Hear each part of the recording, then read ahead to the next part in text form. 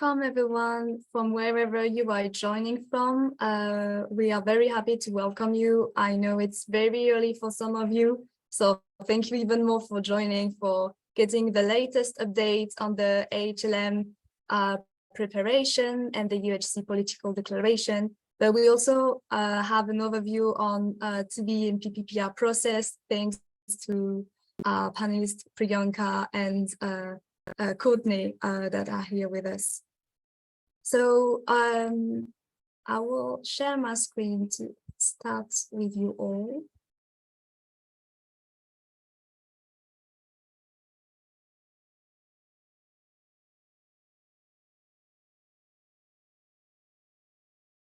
Right, so again, welcome. This session will be recorded, and the recording will be available afterwards on our website on the CSCM online. Please note this is a webinar, so you will not be able to really speak in unless you're raising your hand, and we will give you the floor. But the main purpose is to you to ask your question directly in the Q&A or even in the chat. And we will have two Q&A sessions, one after our first part, after talking with our TB and PPPR partners, and a second one more focused on CNCM updates and the logistic, like registration and side event for the high-level meeting. I will now give over the floor to Eliana, who will be our first moderator. So Eliana is the project lead for GIS, and she also part of the Global Advisory Member Group. Eliana, please, over to you. Thank you. Hi, everyone. As Laura said, I'm Eliana Monteforte.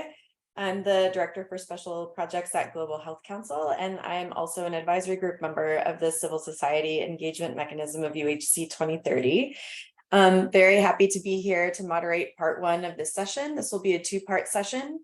Part one will be focused on, if you want to move to the next slide, Laura. I'll just go through the agenda. Great. Part one of this webinar will be focused on giving you updates on the three high-level meetings and the negotiations on the political declarations for each of the respective meetings. So we're going to go over universal health coverage, tuberculosis, and then pandemic prevention, preparedness, and response.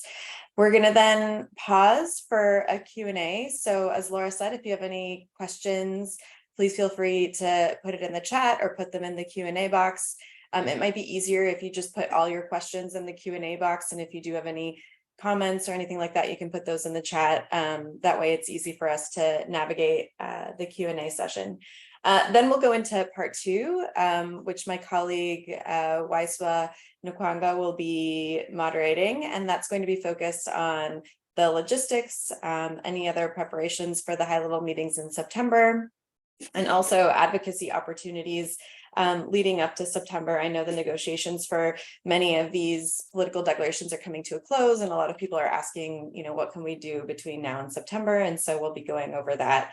There will be a second Q&A. Again, if you have questions, please put them in the Q&A box.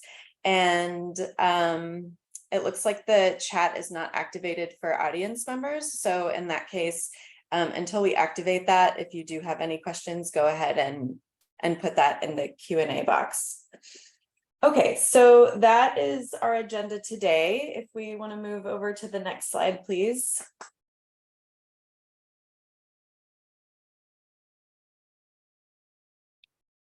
Great, so just a little bit on the high-level meeting on universal health coverage. So the PGA, the President of the General Assembly, will be convening the UHC high-level meeting on the 21st of September. We will then have, I think TB is after that, and then PPPR is on the 23rd. So they're going to be back to back. And then the high-level meeting really provides an opportunity for member states to recommit to universal health coverage and hopefully make some more concrete commitments about what they're going to do to actually achieve universal health coverage. But really post-COVID-19, really reinvigorate just commitments and progress toward universal health coverage. And then the theme for the UHC HLM is expanding our ambition from health and well-being in a post-COVID world. So a little bit of information on the UHC high-level meeting. Over to the next slide. Right, and so where are we at with the high-level meeting on UHC? So at this point, we're in Action 5, which is where member states are negotiating the political declaration, which is the outcome document of the high-level meeting on UHC. As many of you know, there have been various revisions of the political declaration. The first draft was published, and then there were revisions to that, and then we landed on revision 2. And now I know that Eric Thomas is going to be discussing this in a little bit more detail, but just so you all know, I think we're going to be going into or already in silence procedure for the political declaration, which pretty much means that they're almost done with the negotiations on that. Probably will be no more edits or language changes to that, but this is the phase that we're in, and we should have a final political declaration by early August. So looking out for that. And then I think this is where I stop here, and I'm going to hand it over to Eric Thomas. He is the Humanitarian Affairs Advisor at IFRC delegation to the United Nations. He will be giving us some information about how the negotiations have been going, which is great. I have a few questions for you, Eric. So I'm just going to give you the questions up front. But first, how have the negotiations on the political declaration been so far? And then I think most importantly for civil society going forward, how can civil society prepare to engage, especially now that things are going into silence procedure, and we have between now and September, which is when the high-level meetings are happening, you know, what are the opportunities that are open to us as civil society for advocacy? So handing it over to Eric Thomas. Thank you for being here. Hi, Eliana. Good morning. I can't enable my video, but I hope you can hear me. We can hear you fine, and perhaps as we speak, we can enable your video. Okay. We'll let you know. Okay. Eric, you should be able to turn on. Yeah, good There to we see go. you. Thank Let you, me Eric. see. Back over to you. Okay. Hi, everyone. Good morning. So as Eliana mentioned, my name is Eric Thomas. I serve as the Humanitarian Affairs and Health Advisor for the IFRC delegation to the UN. That's the Federation of Red Cross and Red Crescent Societies. We're a permanent observer of the UN, meaning we have the ability to participate in all UN activity and to follow the negotiations on UHC subsequently in New York, and the proud member of the CSEM. So to answer your questions, Eliana, the negotiations on UHC are well placed when looking at them regarding the 3 processes going on. So some may know there's also the high-level meetings on tuberculosis and then pandemic prevention, preparedness, and response, as well during high-level week at UNGA. And those 2 negotiations are going on at the same time. Of the 3, the UHC negotiation is the only one which is actually sticking to its timetable. And the feedback that we're getting from all of the member states is that of the 3, this is by far the most productive and successful one. Why is that? So yesterday we had the beginning of the final round of negotiations. People are commenting on substantively. There's a lot of positive feedback from sort of both sides of the spectrum on a lot of different issues. The other thing is that people are saying that the facilitators have been doing a very good job in being transparent and communicative on the process, which has gone a very long way to create a very positive atmosphere in the room. So I think I just want to highlight that particular point, in that people oftentimes might underestimate how much of a difference this makes, in that the negotiators may have positions for all of their various countries in the room. But really, the key difference is that when the negotiators are in the room, if there's a positive negotiating atmosphere, there's a feeling from the member states that they're being consulted and being sort of engaged with constructively. It goes a long way to making progress on the issues, regardless of what the actual policy positions are, because people are actually willing to sit at the negotiating table to find the compromises. So what we've seen is that there is some additional flexibility on issues in the UHC political declaration that we're not seeing in some of the other areas. And I can talk about some of those points in a bit, but don't want to speak too long because I know we have a bit of an agenda today.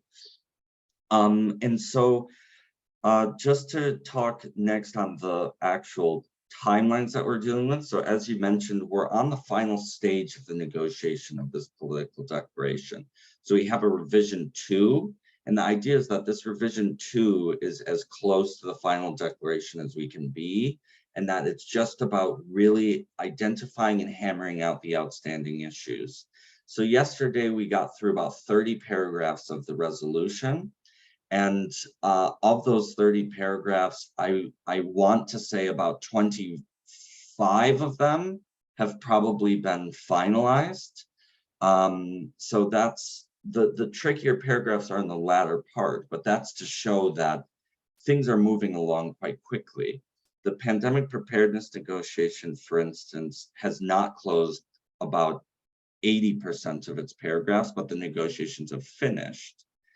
In theory. So that is a bit of a comparison again as well. The timeline is that by Monday, the co-facilitators, Thailand and Guyana, aim to circulate their vision of a final draft under what is called silence procedure. This is then to give member states a final option to do what's called breaking silence, where they then say there's a red line issue that remains in the text. We want to reopen negotiation on that paragraph. That's usually a 2-day process. So in theory, if all goes to plan, the co-facilitators will have a final text by next Monday, and it will be done with silence procedure and really finalized by the end of next week. So that's a bit on the timeline. Now, where are the outstanding issues to conclude? There are some issues which are quite usual to see in the General Assembly, which remain a bit sticky. Things like on gender sensitive versus gender responsive language, things on sexual and reproductive health and comprehensive sexuality education, issues around intellectual property, and issues around sanctions and the impact of unilateral coercive measures. That's the terminology we're really talking about here, and their impact on UHC. And then lastly, there's a big issue around the right to development. So how do we really reference health in the picture of health in development? And how do we situate that in the discussion of development as a right or not? This is a long-standing issue at the UN between sort of the G77, China, and even Russia in this instance, calling for the right to development to be referenced in the negotiation versus sort of the EU, US, UK sort of asking for the removal of that issue. So the co-facilitators will try to work on a compromise on that. So all in all, negotiation going very smoothly compared to the others. And we've seen some really good progress on some issues that I think for CSEM are particularly important. Things like social participation, community-led and community-run responses and implementation of UHC. So I think this is really positive. In terms of how we can then engage, the second question. At this stage in the negotiation, as I've said, it's quite late. So there's no new language that's going to be inserted really at this stage from any of the member states. But what I think is really, really important is that when we have this final product, we're going to see some of the new priorities that are being made. And that is where it'll be really important, both for accountability and cooperation with the governments to say, you've made this new commitment on social participation, on community-led responses. How are you going to do that? Here's some of the ways that you can do that, and we're a partner that you can work with in order to do that. And so I think we should start having this sort of discussion ahead of the high-level meeting in September, have an analysis of what those opportunities are from the commitments that these heads of states are going to make at the high-level meeting, and then get ready at the meeting itself to push for some of this. That's really wonderful. It's so great to have you here, since you've actually been sitting in some of those, observing some of the negotiations. So nice to have somebody speak to us that has been seeing it firsthand. And certainly there's a lot of accountability type advocacy that we're going to need to do, which I think is actually some of the most important advocacy that we don't want to forget to do coming out of September. But love, the idea of, like, let's start now and start talking about what's in the political declaration, and what governments can do to actually achieve that. What actions can they take? So thank you so much, Eric, for giving us your insight. I'm going to go ahead and move us along. We have Priyanka, who is the communications specialist for the TV high-level meeting 2023 Affected Communities and Civil Society Coordination Hub. So Priyanka, I think you have some slides that you're going to be sharing to discuss an update on the TV high-level meeting. So over to you, Priyanka, and thank you for being here. Thank you so much, and thank you for that wonderful presentation, Eric. There are a lot of points that I will most probably be also repeating from what Eric has just said. But just to get us started, a little primer of how things have been and where we are right now, as opposed to the processes, and also as opposed to the current state of the political declaration. So once the first zero draft came out, a lot of us felt that it was a subpar zero draft that came out, because we were expecting the zero draft of the political declaration for the TVHLM to be at least at par with the 2018s, or building upon the commitments that were already made in the 2018 political declaration. But unfortunately, that was not the case. It took a lot of us by surprise. It was a very, very weak draft, did not have time-bound numerical targets. There was very, very little committal language in there, mostly language like strive for, or try to achieve, or work towards, which is a really weakening kind of language, at least in comparison to the 2018 declaration, which had much stronger language. And the gap of not having numerical targets has been a huge one that the affected communities have been trying to strive towards to close. So now, where do we stand right now? Some numerical targets have been included, but the expanse of it has not been as much as we were able to achieve in 2018. As far as the negotiations are concerned, the last negotiation for the political declaration happened on the 13th of July, and the last political declaration that is draft that is available, though it was not made public, but affected community members were able to get their hands on it, is available from the 7th of July. The negotiations as of now are stalled. There isn't a official date of negotiation that the co-facilitators are going to add on to the timelines that were already agreed upon. There have been an extension, actually not one, but 3 more extensions past the timelines that were initially agreed upon. And this is primarily because many member states are in a gridlock in terms of language that needs to be inserted and the various positions that they are holding. Within the TV discourse, member states have been negotiating as blocks, with G77 and China making one of the stronger blocks that has been very active in negotiations being represented. And then EU has been negotiating as a bloc as well. So the co-facilitators are now waiting for bilateral communications to happen between these blocs and negotiations to happen between these blocs that are in a gridlock, and hopefully there will be consensus built outside the official negotiation space of the ANGA, and people will be able to come back and agree on language. March. So there is a possibility that there will not be another negotiation, official negotiation day, and the political declaration might enter into the silence period. But when that is going to happen, we are still waiting to hear back. We unfortunately do not have a lot of transparency around the bit. Apart from that, the invitations to attend the UNHLM have been sent out to all their member states by the Office of the President of the General Assembly, and it strongly suggests that the UNHLM be attended at the highest possible level of representation. So we are trying to build support, and we are calling upon our affected community members and civil society members to really start putting pressure and start talking to the government officials to show up not just at the highest level possible, but also show up with a representation from affected communities and civil society on the country delegation. More on that as I move forward through the presentation.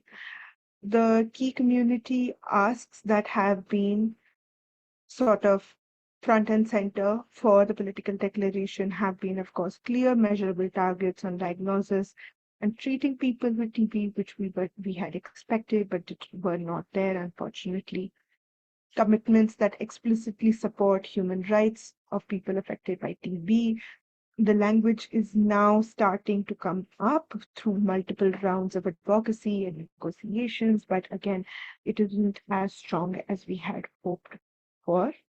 Accelerating research, development, and rollout of access to new TB vaccines, diagnostic drugs, and other essential tools. This is also something that the communities had wanted and asked for, but again, something that has been in sort of a flux because of the uh, financial aspect required in terms of the investment that is required yearly for TBR&D to be able to make this possible. The inclusion of clear financial targets and provision for an accountability framework. The work that has been done around it, and also toolkits to be able to influence your governments, is all available on our website, including in-depth analysis that goes paragraph by paragraph in terms of planning out what exists in the political declaration as far as the last draft that was available from the 3rd of July negotiations and what we want to see. We are also currently working on doing a similar kind of analysis for the 7th of July political declaration draft that is in circulation, and that should be coming out very, very soon. But Eric has already mentioned, and this is something true for the TB negotiations as well. This is probably not the time that we would be able to influence any new language into the declaration. So what can we do as elected community members, and what is something that would be our next step? Well, first of all, we can, as the political declaration moves into the silence procedure. It hasn't gone into the silence procedure yet, but when it does, there is an option for member states to break silence and to reopen red line um, issues that they think that they need to negotiate on, that they think is an absolute necessary. We do understand that not all governments will be keen on doing that, and in TB, it becomes even more difficult because, as I said, countries are negotiating in blocks. So we would need countries to not only break away from the blocks, but also break the silence procedure. But this is a possibility, and we know of a few um, advocates at the ground level who are working with some country representatives who might be able to do that. So there is still hope, but overall, this political declaration has been a watered down version of the 2018.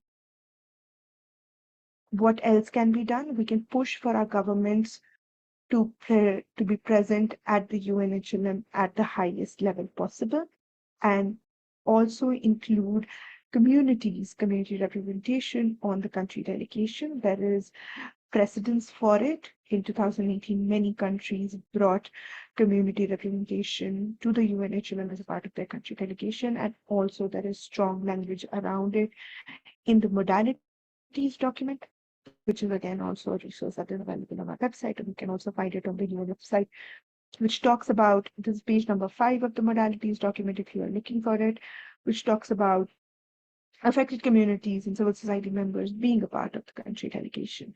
We at the Civil Society Coordination Hub have also come up with a toolkit that might be useful for some of us present on the call today to be able to sort of start conversations if you haven't started conversations with your government representatives already, or perhaps bolster the conversations that you are already having to ensure that we have community representation on country delegations.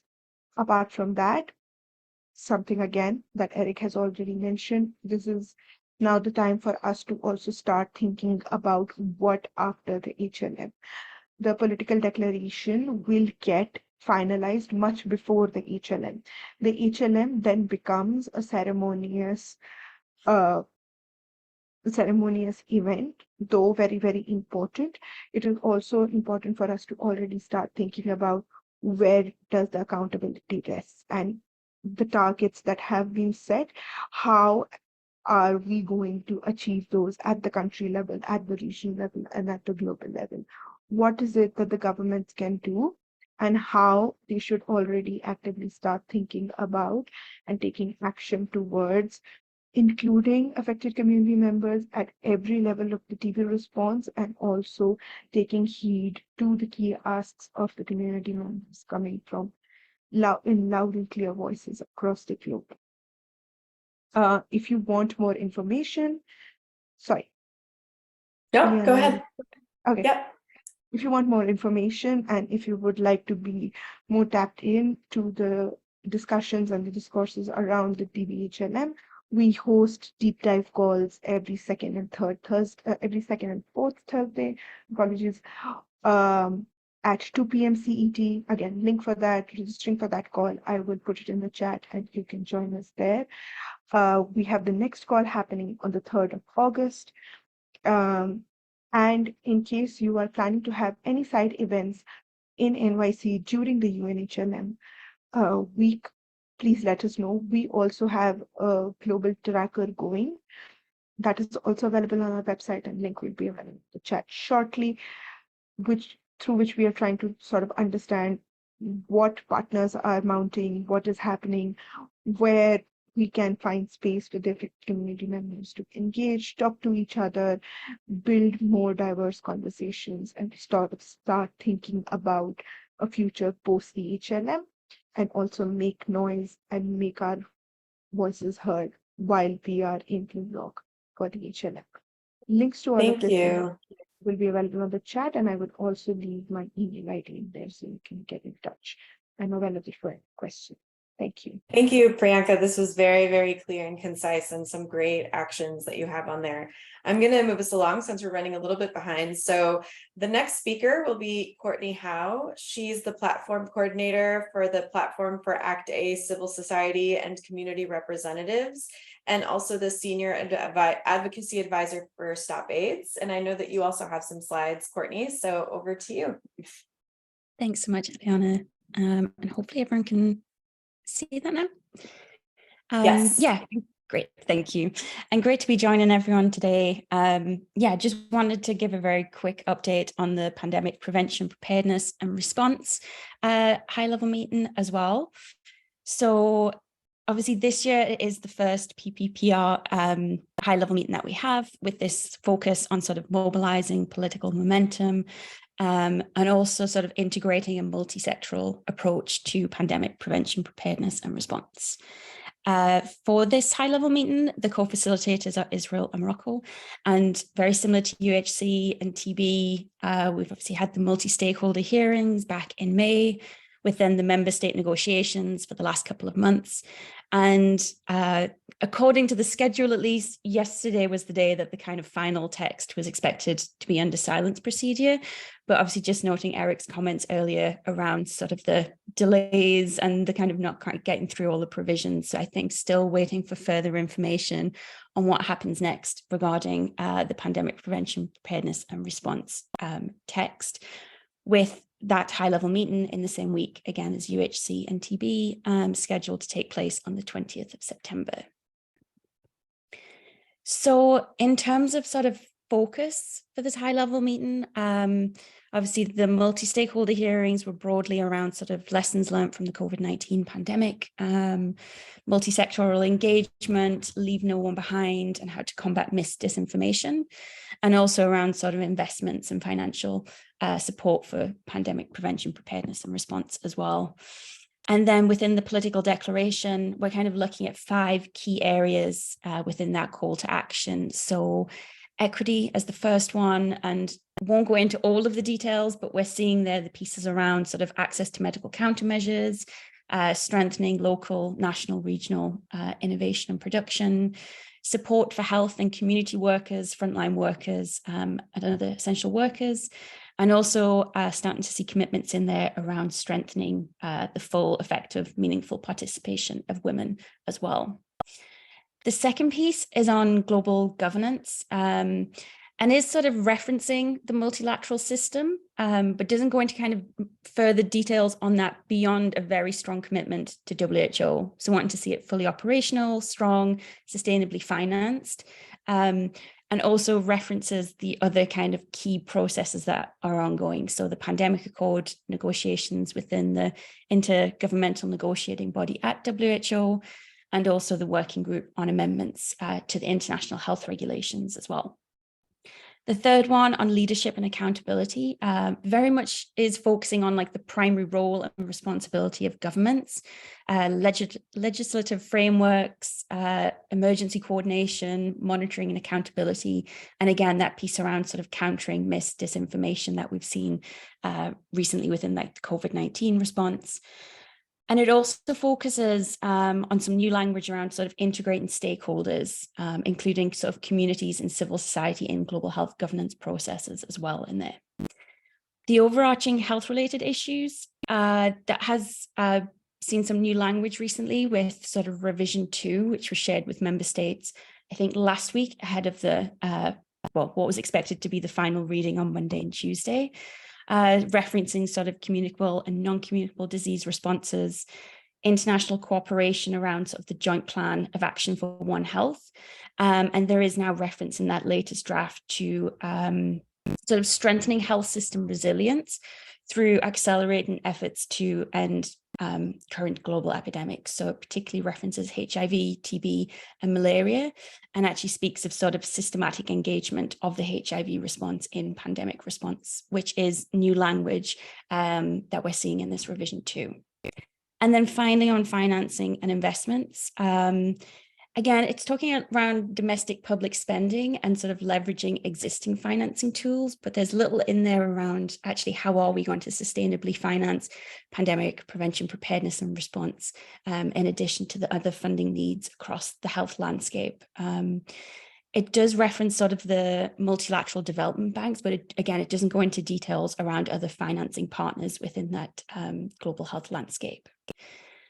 I think just obviously with us talking about UHC today, just to highlight a couple of provisions that, again, were included in the latest draft. It very much draws on strengthening national health systems and the provision of mental health and psychosocial support services for achieving UHC. It also highlights the role of equitable, people-centered and community-based primary healthcare to achieve UHC and as a cornerstone of UHC, with a note that that particular line does reference community-based. Elsewhere in the document, there are kind of references to community-led health services in particular. And finally, in terms of UHC, there's also references to refraining from sort of economic, financial trade measures that wouldn't be in accordance with international law that would have an impact on achieving UHC as well, with a note to say that that is very much one of the most contentious issues when that revision 2 was circulated, obviously with a number of member states wanting to keep it, and at the same time, a number of member states wanting to see that removed.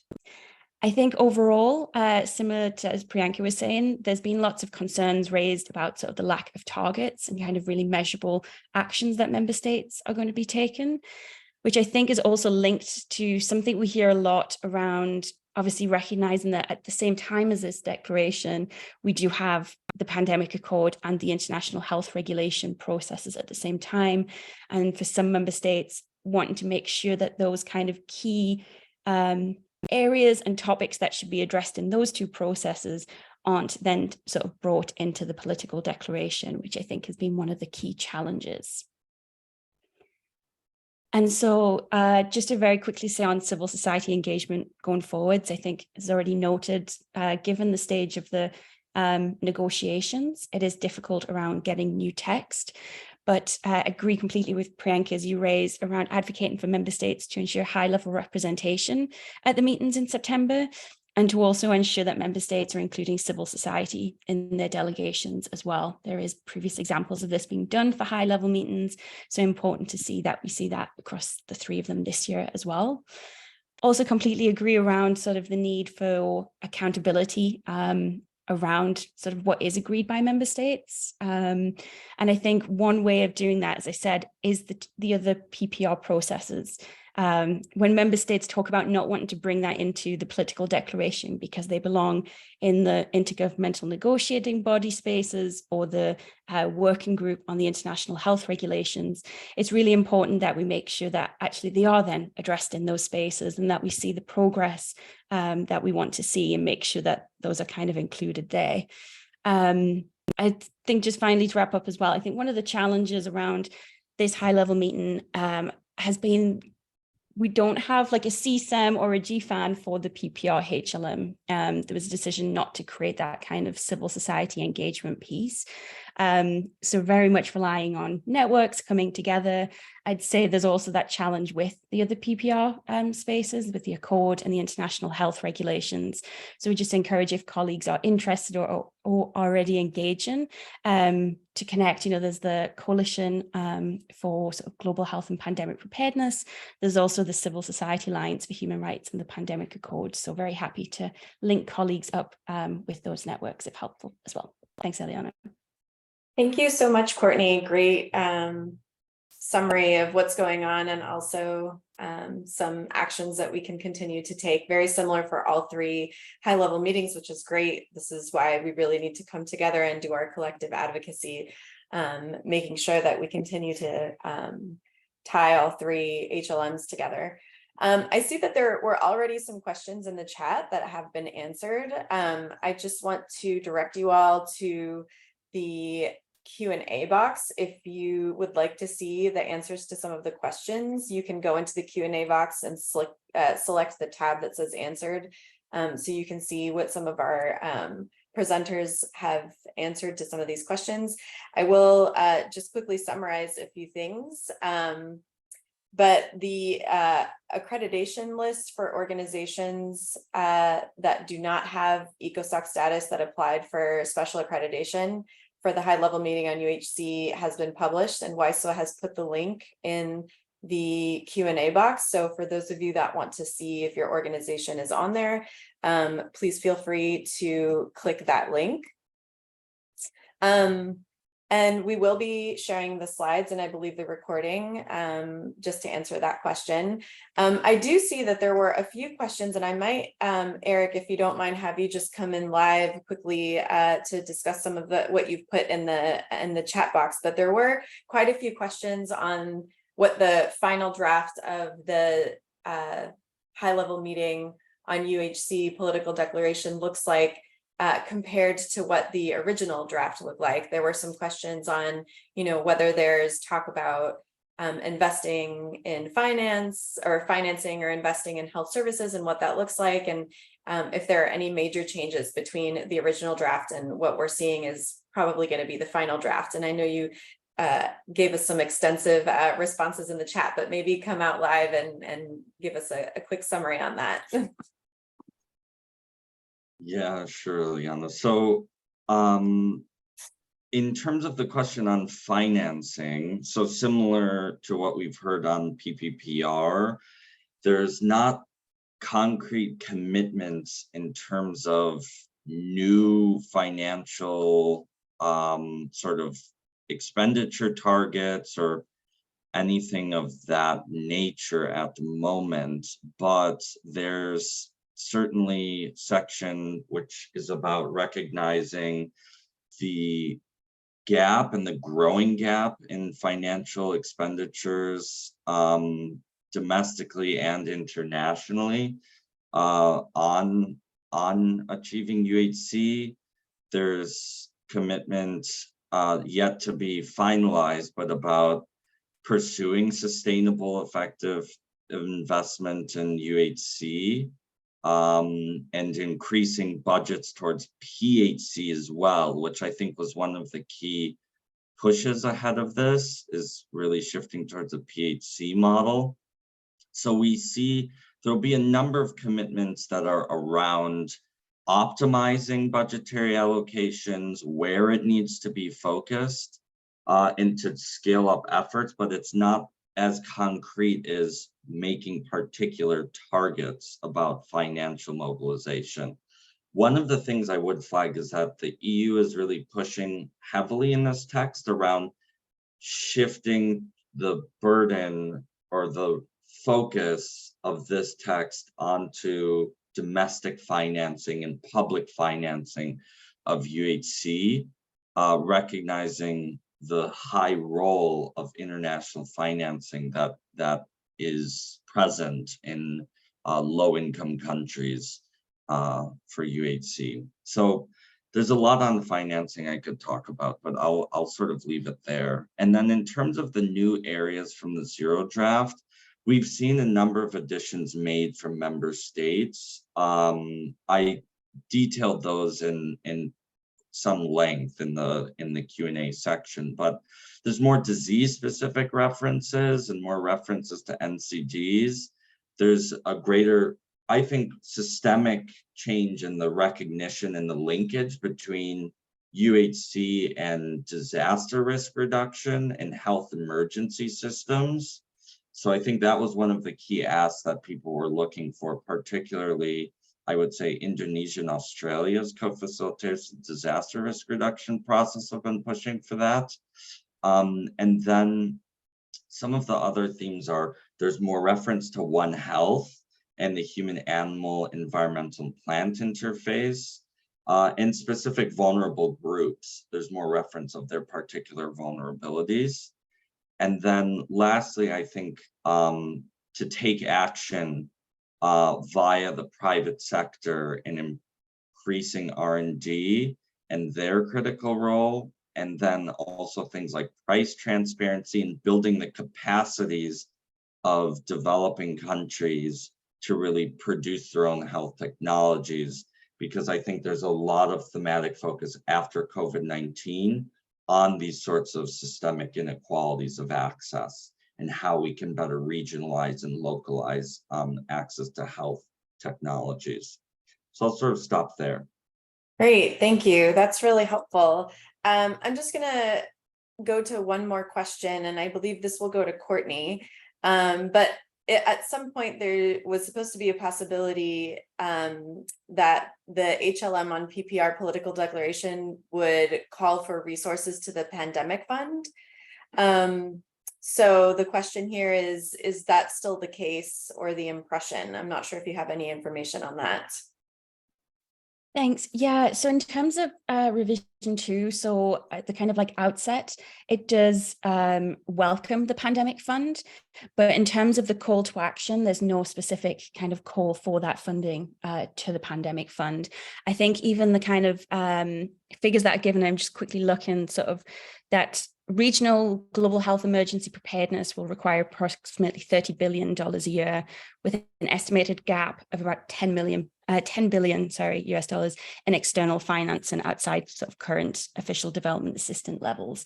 So that kind of section and that highlighting of the pandemic fund and the kind of overall financial need are just kind of in the opening section. The financing and investments piece is quite light on the actual actions. And as I said, the only kind of reference is to the multi-development banks as well. Thanks. Okay, great. Thank you, Courtney. So at this time, I think since I don't see any more questions in the chat or any hands raised, and there will be another opportunity for Q&A at the end of this, I'm going to hand the mic over to my colleague Waiswa, who will be moderating part 2 of this session. So Waiswa, over to you.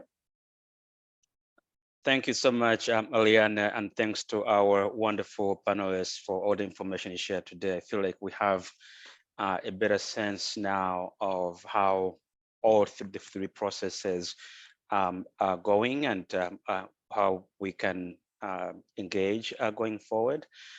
For this part of the this discussion, we're going to just dig a little bit deeper, share a little bit more information about the logistics and other things around the UHC HLM.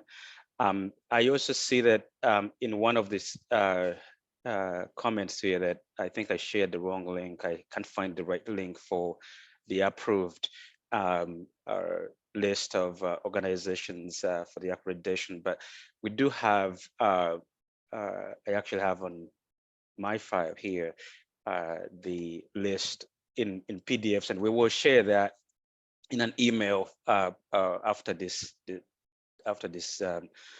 discussion, after this meeting. So thank you. Please feel free to continue asking questions. I hope that some of you, our great panelists, will stick around for a little bit and they can answer some of the questions that will come later. So back to the HLM on UHC, where we, what's the plan going forward? So on the 21st is the actual high-level meeting on UHC. And that will lead to an outcome that's called the political declaration that many speakers have talked about. And as they have also mentioned, the political declaration means nothing if we don't have follow-up in the form of accountability. So the next, really, this will be the high-level meeting on UHC and all the other high-level meetings. That time in New York, it will be the beginning of everything.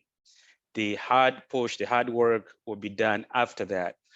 So we will continue to mobilize civil society to make sure that we push our governments to follow through on the commitments they will make in New York. In the meantime, what we need to do is to push our governments to show up in New York, especially to make sure that we have our heads of states themselves actually attend all 3, not 1, not 2, but all 3 HLMs. We have to show this is all about health, and it's important that they show up at all of them, not just 1 or 2, a few of them. So I'm really glad to see that there is that we all coming together around this. In terms of the program for the UHC HLM, as you can see on the screen, there will be an opening segment that will have the plenary segment for the general discussion. There will be 2 multi-stakeholder panels, one focusing on primary healthcare and why it matters, and then the second one that will focus on investments for health. We don't have at the moment any more details about who's going to speak or what's the process for choosing our speakers in these panels, but we do know that the President of the General Assembly makes the decisions on those things, and so they will hopefully share that information soon with everybody or with some people, and then if we get it, then we will definitely share it with you all via email. There will be a closing segment as usual, and then the hard work, as I said, will begin from that moment going forward. In terms of registration, this is something that we've been getting questions about, a lot of questions, and the process at the moment is that organizations that have applied for accreditation. There's a list that I just mentioned earlier that has been put out for organizations that have been approved. For non-state actors with EXOC status, like some of the organizations here, we are still waiting to hear about the process for registration. And this really is important because without it, issues around visas and other things become really challenging for people to push. It's a little late. It's already almost August.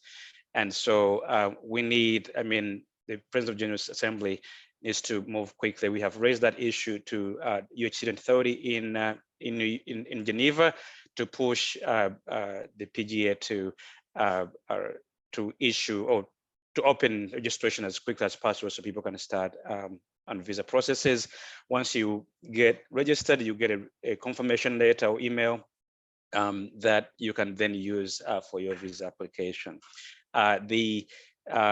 All the HLMs are really in person, but they will be live streamed as we did with the multi-stakeholder hearing. That's it on this, but if there are questions, please share them in the chat, in the Q&A box, so you can raise your hand at the end of this. Now, side events. This is something that we're also getting a lot of questions about. What's going on? What's the plan for side events? I have a list here that is focusing only on side events that we, CSM, UH 30, are playing a role in. But there's a ton of side events that we're playing some role into, but not really that we are leading or co-leading. So the first one will be the Walk the Talk for Health for All. This will happen the 17th. And then we will have on the 19th of September, we'll have the launch of the Global Monitoring Report. It will be a press conference there and followed by a high-level side event. And then on 21st, we have the HLM. And later that day, we'll have a reception organized by UH 30. Again, it's going to be a high-level reception. We at the CSM we are not able to invite people, but there will be hopefully a process for people to be invited and register, and hopefully we'll see some of you there. And then on 22nd, it will be we organizing the CSM and IFRC and GHC and others organizing the post-HLM civil society debrief and strategy session in the afternoon. We really struggled with this because we know on the 22nd is when there will be a TB HLM, and we didn't want to have that overlap. But then, the TBHLM is happening on Friday, and then the following day is Saturday, and we felt like, Saturday is going to be a little bit challenging to have a side event on that day. And so we tried to push it in the afternoon. We tried to actually have it early in the morning, but then we couldn't find space. So we are going to have it between 3 and 5. So we hope that some of you will be able to join part, or if not all of it. But just so you know that we really try to be considerate of other needs in New York at that time. And then we have lots of partners who are organizing side events, and we are hoping that we can have a list that we can put together and share it in the coming weeks. So that's where things are. Laura, next slide. Okay, so I will hand over to Laura actually now to talk about some of the resources that we have. That advocacy doesn't end now because the political, declarations are being finalized. All of that, it has to continue, because a lot of the things that we have here, like the action agenda, are relevant throughout. Like they will stay relevant after the HLM as well. And so continuing to engage our decision makers, our heads of states, whoever, around these things is really important. These asks, some of them will make it into the final document, some of them will not. And then we have other resources that you can still use between now and the HLM. But maybe Laura, you can say a little bit more about that. Thank you, Waiswa. Yes, as Waiswa already said, this is like important resources to act not only ahead of the political declaration when we have not so much power and influence at this stage, but also afterwards. And to be sure also that you can mobilize also high-level supports. So reach out to your national leaders to be at the high-level meeting, and also maybe to reach out to friendly member states for latest languages for the political declaration. We never know. And so for that, yes, you will find the civil society feedback, which complements also the action agenda, which are both documents made thanks to consultation with civil society organization. You can find it on the CSCM website. We will share all the link if you're not already aware of everything. And there is also an advocacy letter that's still available if you want to reach out to a member state you might know or to your national leaders to gain some time. And the other part is that there is a new social media toolkit to not only share ideas about the action agenda, but also to promote the high-level meeting and keep the momentum high until the dates. And yes, finally, also because we were talking about UHC, TP, and PPPR, there's been a letter shared by the co-chairs of UHC 2030 to call for a more coherence between TB, PPPR, UHC, and also the SDG summits directly to the group of friends of UHC and the co-facilitators of UHC. So this will be also accessible, but we'll have to keep in mind that we want to align this, and this is also something that we can have some influence on. I see we are a bit ahead of time, so I will let Waiswa take over to see if there is any question, and we will close the session maybe a few minutes later. Over to you, Waiswa.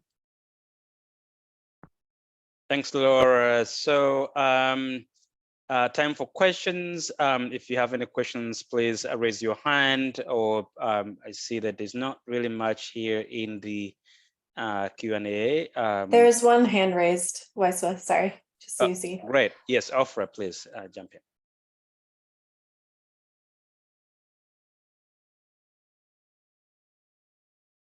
Wait, Ofra, you should be able to talk. Oh, yes. Ofra, can you? Now it's all right. Yes. We are a member in the CSCM and you would see, and I didn't see and we applied to participate, and I didn't see our association in the list. Can you check and return to me later by email afterwards? If something can be done, we would like to at least participate by streaming, but we want to be in the list. Priyanka, I know you probably have been dealing with this kind of issues. Any suggestions on what people can do at this point on it? Yes, absolutely. So first and foremost would be to check if you were if you've applied and you did get an official response from the UN system. I'm just quickly checking to see what the email ID is from where you should have gotten Amotat, AMO. No, a confirmation from the UN system that you have in fact registered, and that your registration has been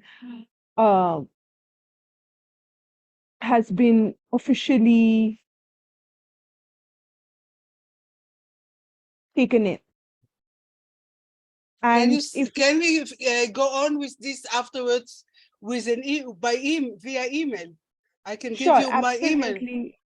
But my suggestion would be, I am putting down 2 email IDs in the chat for anybody who has applied and registered and has not gotten the response, to reach out to these 2 email IDs. It's only to register to CSEM. I already registered there. עמותת. No, we are talking about for the accreditation. If you applied and you've not heard back, you can email. You can For the send an email accreditation, wait to a minute, this. where it is. Where is the It's shared accreditation? in the chat. Thank you. Any other Thank you. questions? I believe there was a question which was about how many people can attend from each approved organization. I actually don't know. Eric, do you have any information about that? I'd have to look Waisa. Perfect. So we are at time, and so we are very, very, very pleased to have had you for the last 1 hour. And thanks to our panelists for the amazing updates that you shared today, and for everybody who participated in this webinar. We will share the recording in the coming hours or days, and we'll also follow up on some of the things that have been raised in this webinar. Thank you all. You have a great day, great evening, great afternoon. Thank you. Great to see everyone. Bye. Thank you, everyone. We'll stay in touch.